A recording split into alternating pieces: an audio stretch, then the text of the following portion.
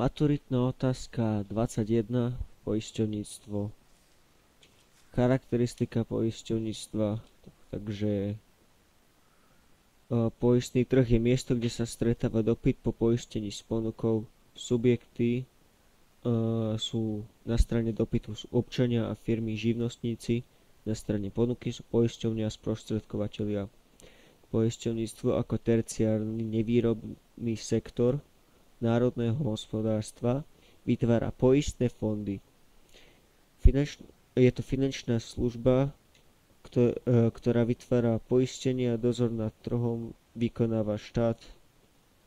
Dozor nad trhom poisťovníctva vykonáva štát prostredníctvom Národnej banky Slovenska NBS.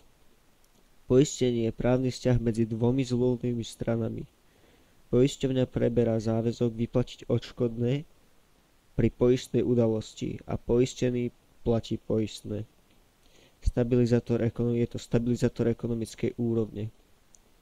Význam poistenia pre jednotlivca zmierňuje negatívny vplyv na životnú úroveň. Pre podniky pomáha znášať nepredvídané škody a pre hospodárstvo podporuje rozvoj ekonomiky, plynulý chod ekonomiky a pracovné príležitosti a chráni ekonomiku proti krízam.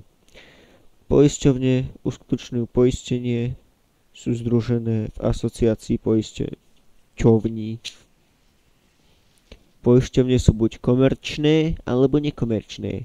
Komerčné majú cieľ dosiahnuť zisk, ako napríklad Allianz, Kooperativa, ČSOB a Unión. A to sú tieto doplnkové dôchodkové, sú tam aj tieto DDSK, doplnkové dôchodkové sporenia, ako Stabilita, NN a Unicua. Nekomerčné, ktoré majú verejný záujem, sú zdravotné poisťovne ako Všeobecná zdravotná poisťovňa VŠZP a Dôvera a sociálne poisťovne, to sa nazýva sociálna poisťovňa. Legislatíva v poisťovníctve je tu zákon o sociálnom poistení a zákon o zdravotnom poistení. Poistný vzťah je na základe poistenia medzi poisťovateľom a poisťovníkom. Poisťovateľ, to je poisťovňa, vykonáva poisťovaciu činnosť. Pri vzniku poistnej udalosti musí poistného odškodniť. Musí byť kedykoľvek schopná splniť všetky záväzky. Poistník je fyzická osoba alebo právnická osoba, ktorá uzatvorila s poisťovňou poistnú zmluvu. Poistník je povinný platiť poistné podľa poistnej zmluvy, čiže práva. Poistený je osoba, ktorá je poistená na základe poistnej zmluvy. Má nárok na poistné plnenie pri vzniku poistnej udalosti. A poškodený je fyzická alebo právnická osoba, ktorej vznikla škoda. Oprávnená osoba je fyzická osoba, právnická osoba, oprávnená rokovať s poisťovňou na miesto poisteného. Môže byť oprávnená prevziať poistné plnenie. A ešte je tu výhodou poctená osoba, to je fyzická osoba alebo právnická osoba, určená poisteným prevziať poistnú náhradu. Ďalej by som sa posunul na funkcie poistenia. Primárna funkcia ochraňuje pred rizikom, potom je akumulačná redistribučná funkcia, akumulácie rezerv z poistného a výplata náhrad pri poistnej udalosti, to je tá redistribúcia. Kontrolná funkcia pôsobí počas celého poistného vzťahu, kontrola pravdivosti informácií pri vzniku poistenia a poistnej udalosti. Stimulačná funkcia chrániť záujmy poisteného. Princípy poistenia v poistných vzťahoch. Princíp solidárnosti. Všetci poistníci tým, že platia poistné, pomáhajú vytvárať poistno-technické rezervy. Podmienená návratnosť. Podmienkou návratu je vznik poistnej udalosti. Neekvivalentnosť. Poistné náhrady nezávisia od výšky zaplateného poistného, ale od rozsahu poistnej udalosti. Riziko a poistenie. Ohrozené subjekty sa snažia chrániť pred rizikom Poistenie risk management. Poistenie je risk management. Podmienky poistného rizika. Identifikovateľnosť rizika, určenie príčiny poistnej udalosti, vyčísliteľnosť straty, čiže konkrétny kvantifikovaný výpočet. Náhodnosť udalosti spočíva v neurčitosti, že nastane poistná udalosť, a ekonomická únosnosť. Poisťovňa zvažuje ekonomické hľadiska, zisk a krytie poistného plnenia. Členenie rizik. Za A. Podľa charakteru rizika sú živelné a neživelné. Živelné, no asi ľudia, a neživelné asi osobné veci, čo? A finančné rizika. Podľa výsledku pôsobenia rizika sa členia na čisté riziko a špekulatívne riziko. Čisté riziko je výsledok, môže byť len strata. Špekulatívne riziko môže byť aj zisk. Čiže hazardné hry.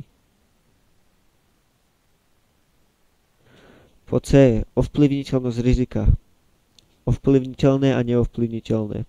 Po D sa to člení na poistiteľnosť rizika, je poistiteľné a nepoistiteľné. Poisťovne nie sú ochotné ich poistiť, ako stávkovanie na typ sporte.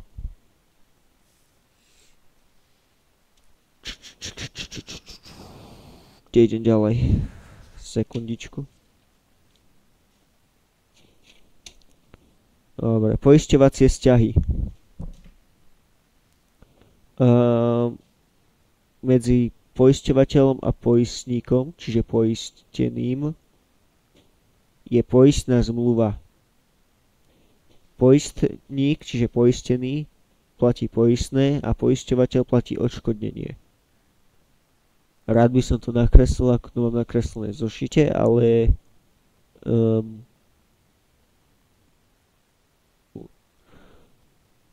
čo už, nakreslite to sami, ako si to ja hovorím. Druhý príklad. Vzťah medzi poisteným, poisťovateľom a poistníkom. Poisťovateľ uzatvorí poistnú zmluvu medzi poistníkom, poistník platí poistné, poisťovateľ platí odškodnenie aj poistníkovi, aj poistenému.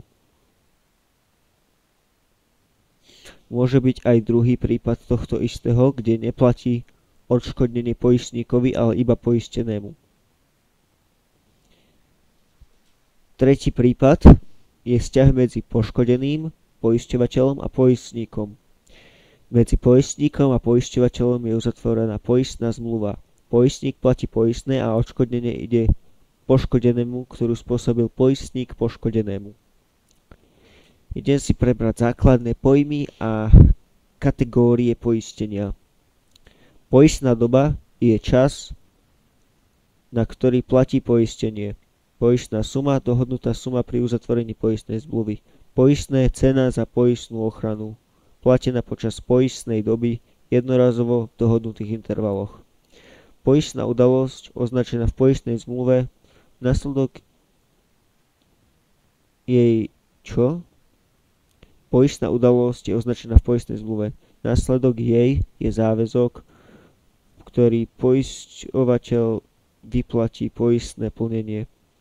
Poistné plnenie výplata poistnej sumy pri vzniku poistnej udalosti jednorazovou formou anuity. Vznik poistenia je deň dohodnutý v poistnej zmluve. Zánik poistenia v poistnej zmluve uplynutie poistnej doby. Je to určené v poistnej zmluve a je to uplynutie poistnej doby. To je zánik poistenia. Poistná zmluva, dvojstranný právny úkon, ktorým sa poisťovňa zaväzuje poskytovať poistné plnenie pri poistnej udalosti. V poistnej zmluve je určený poistník, povinný platiť poistné. Činnosť poisťovní. Poistenie prenáša riziko na poisťovňu. Poisťovňa zabezpečuje sociálne zabezpečenie, nie sú trhové subjekty, cieľ nie je zisk. Pri sociálnom poistení. Komerčné poisťovne sú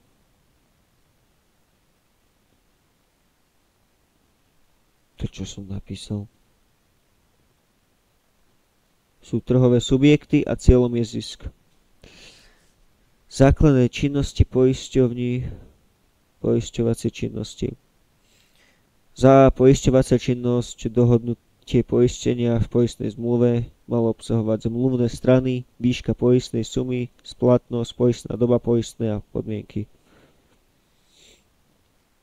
Správa poistných zmluv, likvidácia poistných udalostí, sprostredkovateľská činnosť.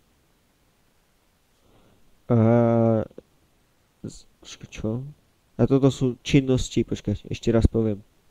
Toto sú súčasť poisťovacej činnosti a tieto činnosti sú správa poistných zmluv, likvidácia poistných udalostí, sprostredkovateľská činnosť, čo robia makléri a agenti, zábranná činnosť, preventívne opatrenia, znižovanie rizik, činnosť súvisiaca s poistením, rozvoj poisťovne, skvalitňovanie služieb a asistenčné služby pri ceste do zahraničia. Druhá činnosť je zaisťovacia činnosť.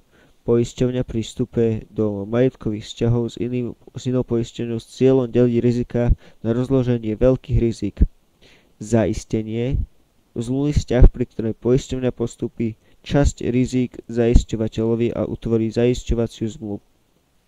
Takže proste poistenie pre poisťovňu, aby keby náhodou nezvládla tie finančné náklady. Hlavná úloha zaistenia je ochrana proti možným škodám, zvyšovanie kapacity poisťovne, vytváranie ekonomickej stability poisťovne a platobnej schopnosti. Pri vzniku poistnej udalosti uhradí zaisťovateľ časť poistného plnenia poisťovateľovi. Časť, ktorú si nechá poisťovateľ, sa nazýva vlastný rúb a časť rizika zaisťovateľovi je cesia. Toto asi isto nebude na maturite, ale nevadí. Klasifikácia poistení za A podľa záväznosti poistenia je zákonné poistenie. Zákon ukladá povinnosť a podmienky poistenia a uzatvára sa poistná zmluva. Napríklad PNK, sociálne zdravotné poistenie. 2. Zmluvné poistenie. Povinné, ale podmienky sú v poistnej zmluve. Povinné zmluvné poistenie. Poistenie za škodu spôsobené motorovým vozidlom. Počkaj, takto poviem. Tak poviem to inak.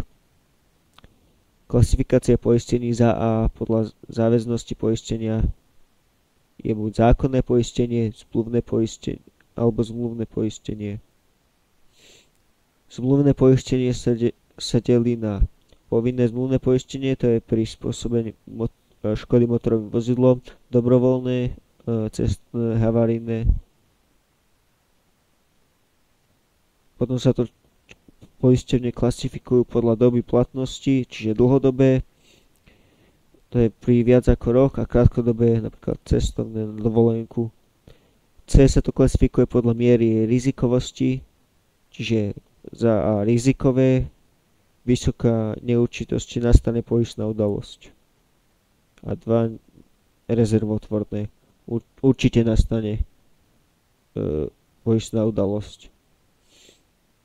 D člení sa podľa spôsobu financovania a cieľa činnosti poisťovateľa. To sú komerčné a nekomerčné. Komerčné z poistného tvorené rezervy s cieľom ziskom, nekomerčné sociálne a zdravotné bez cieľu zisku.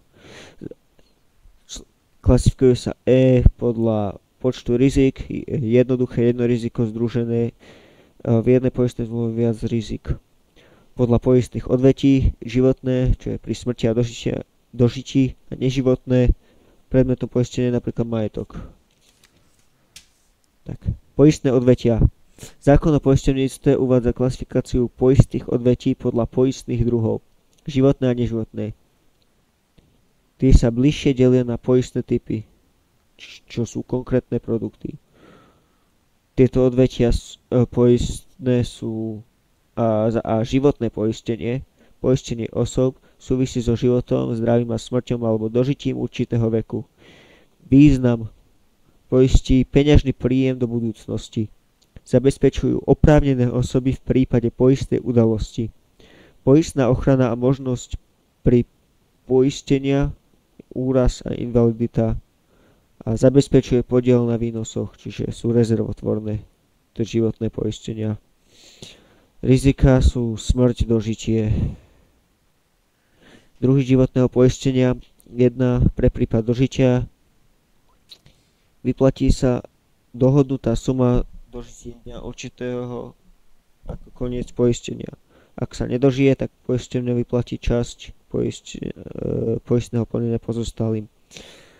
Druhý prípad: poistenie pre prípad smrti. Ak poistený počas poistnej doby umrie, poistenie vyplatí poistnú sumu pozostalým. 3 je zmiešané, to neviem. 4 je dôchodkové. V produktívnom veku platí poistné a pri poistnej udalosti poisťovňa vyplatí dôchodok v podobe dvoch spôsobov. Základný dôchodok, starobný dôchodok vyplácaný do smrti poistného a dočasný dôchodok, invalidný dôchodok vyplácaný v čase, keď je poistený uznaný za invalida. Dôchodok pre pozostalých ako vdovský a sirotsky existuje a DDP a starobné dôchodkové sporenie je tiež súčasťou životného poistenia. Typy životného poistenia sú rizikové, investičné, úrazové poistenie pohrebných nákladov. Poistenie životné poistenie jednorazové, pravidelne, výška ovplyvní vek, povolanie, poistná doba a počet poistných rizik. Typy životného poistenia: kapitálové. Počkajte sekundu. Za 1. Kapitálové klasické pre smrť dožitia poistné sa zhodnocuje riziko investovania, znáša poisťovňa.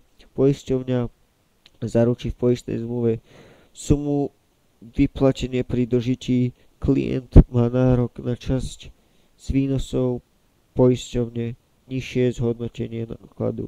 Investičné spája výhody klasického životného poisťovňa s investovaním. Klient si volí investičný fond a môže aj meniť investičnú stratégiu. Riziko znáša klient, môže využiť mimoriadne vklady a výbery poistného, možnosť lepšieho zhodnotenia.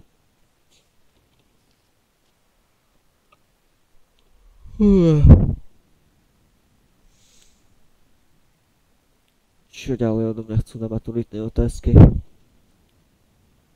Myslím, že som už povedal všetko. Okrem pilierov dôchodkové zabezpečenie v Slovenskej republike sa delí na prvý pilier, povinne sa platí 40 rokov, toto už mimo poznámok hovorím. Druhý pilier, čiže časť z toho, čo sa povinne platí pre prvý pilier, 4% z 18%, ktoré sú vyplácané aj zamestnávateľom, aj zamestnancom, idú do druhého piliera, ktorý si môžeme vybrať investičnú stratégiu a sporiť pre seba, lebo ten prvý pilier je iba akože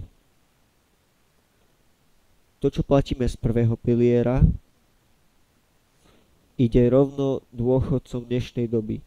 A neskôr, keď budeme my starí, tak tí mladí ľudia pracujúci, čo platia prvý pilier, budú platiť na dôchodok.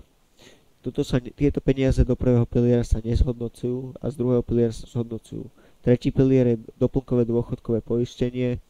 To sa bere pri rizikových poisteniach, alebo môže si to aj zamestnanec vybaviť dobrovoľne.